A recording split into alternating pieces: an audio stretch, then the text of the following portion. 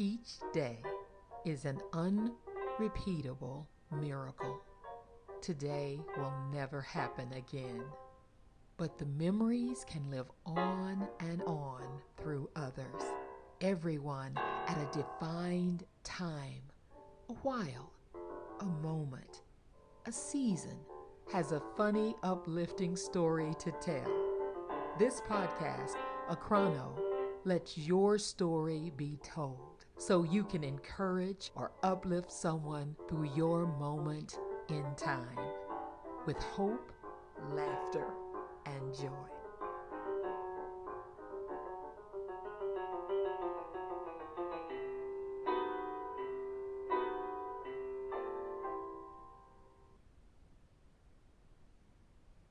I am Dee, and this is my story. 5 daughters and 1 son. That's what made up the quiver, and the quiver was full to overflowing.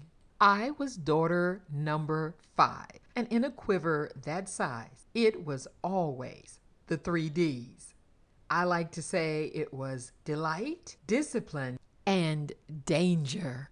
My oldest sister loves to tell a story about a time when I got ran over by a wagon and she lived to tell it. That is a story for another time. Dad and Mom had 5 beautiful daughters. However, Dad and Mom just never gave up on the idea of raising a son. And 5 years after I was born, the family was finally blessed with a bouncing baby boy, and everyone was happy. My sister always said that my brother was the best thing since popcorn. Although, in my mind, I am still the baby of the family. Our mom, she was a praying mother, and she always made sure we went to church dressed up in our Sunday best. She curled our hair on Saturday, and we were up early and ready for church every Sunday morning. My sweet mother, Rosetta, was known for her kindness, great laugh, common sense. She would say sometimes bought sense is better than told sense. And as your mother, you're going to need me before I need you. I have used those words with my own 3 children at times. But Mom's favorite thing to do was bake those 7-Up pound cakes for anyone who needed comforting, who was sick and needed a good sweet treat, and for all those church dinners. Sometimes church members and neighbors would call her and pay her to bake them a cake. She always said yes. She had to remind us girls when we were drooling and begging and pleading for a slice of cake that it is always better to give than receive, as she pointed to a cake in the oven for us. My dad, JR, well, he was a hard-working man. He worked many jobs to feed 6 children, and he loved to joke around with all of us. He would do magic tricks like pulling a dime out of our ear or seeing who could grab $1 off the table the fastest. One of my sister's favorite stories to tell is how our dad wiped up water without using a towel. I don't know how, but we never won. Dad never lost sight that he was the family provider. And although he had the support and help of his dad, our grandfather and grandmother, who we called Papa and Memo, they lived right next door. Oh, they used to grow tomatoes, huge tomatoes, okra, herbs, cabbage. Also, they had plum, peach, and fig trees, and they raised chickens. We had fresh eggs, and oh my goodness, Memo, oh, she could cook. Mom used to say everything Memo touches tastes good. And it did. Dad was Papa's only son, and I just loved watching them laugh and talk together on the back porch. However, my favorite memory of Dad is when he would walk around the house and sing Home on the Range.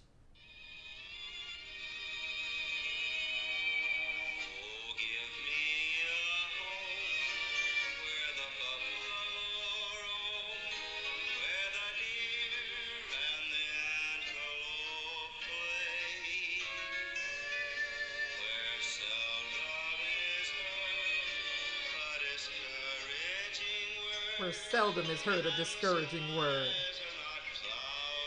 and the skies are not cloudy all day. Those memories just remind me of a time where family was a place of refuge. And even with cloudy skies, we knew that the SON, the Son of God, was going to shine bright, supplying all of our needs.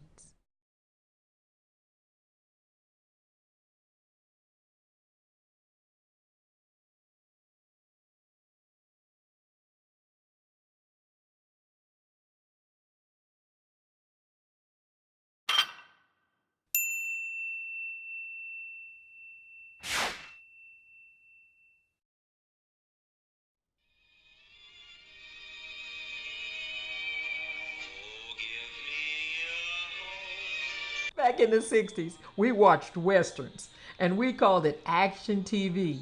And we didn't miss an episode of shows like The Rifleman and Bonanza. We would all lay on our tummies in front of the TV in our small wood frame house. Watch those great old Westerns. We had 2 bedrooms and 1 bath. The girls were ecstatic when our parents added on another living space, a bedroom and a bathroom. But until that time, the girls had to sleep together in several beds and take turns going to the bathroom. I remember never wanting to go visit friends because it was one continuous slumber party always going on at my house. We felt blessed to have a roof over our head and clothes on our back. I got some pretty nice hand-me-down clothing with 4 sisters older than me, but I could not wait to go to work so I could buy myself some brand spanking new clothing. We saw our grandparents that lived next door to us every day. However, we had a great time when we would go to visit my mom's parents. They had a great impact on our life also. Grandma Ella and Papa Allen. Well, my mom, she grew up in a little small town, and her 2 sisters and 3 brothers were raised in this little small town about 2 hours from us. Seems like the family reunion was yesterday. There was lots of laughter and chatter, and my mom, as always, she had such a great sense of humor.